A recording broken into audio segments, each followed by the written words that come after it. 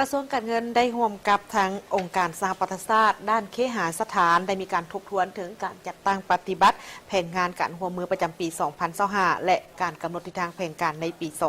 2026 โดยกองประชุมดังกล่าวนี้จัดขึ้นในเมื่อวันที่ 11 มีนาคม 2026 นี้ที่นครหลวงวิจันทร์โดยมีท่านสุริวัฒน์ สุวรรณจุมคำรองรัฐมนตรีกระทรวงการเงินท่านอีวาซาก้าหัวหน้าองค์การหัวหน้าห้องการองค์การสหประชาชาติด้านเคหสถานประจำลาวพร้อมโดยองค์การที่เกี่ยวข้องผู้ร่วมพัฒนาและองค์การปกครองท้องถิ่นเข้าร่วม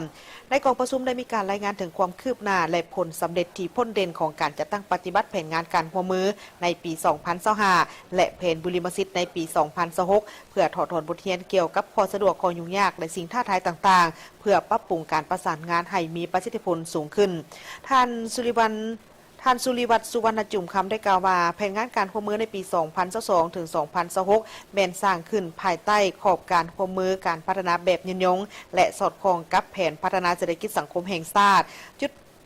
โดยจุดสุมลักนั่นก็เป็นเพื่อเวียกงานของการพัฒนาตัวเมืองการเปลี่ยนแปลงสภาพดินฟ้าอากาศและการบริการพื้นฐานของรางเนื่องจากว่าปี 2026 นี้เป็นปีม้วนท้ายของแผนงานจึงเรียกร้องให้ทุกภาคส่วนสุมใส่ในการแก้ไขปัญหาข้อคงข้างเพื่อบรรลุตามคาดหมายที่วางไว้กองประชุมได้เสนอเกี่ยวกับแผนรวมและบุริมสิทธิ์ขององค์การสหประชาชาติด้านเคหสถานโครงการการสร้างถิ่นฐานที่ทนทานต่อกับสภาพการเปลี่ยนแปลงของดินฟ้าอากาศ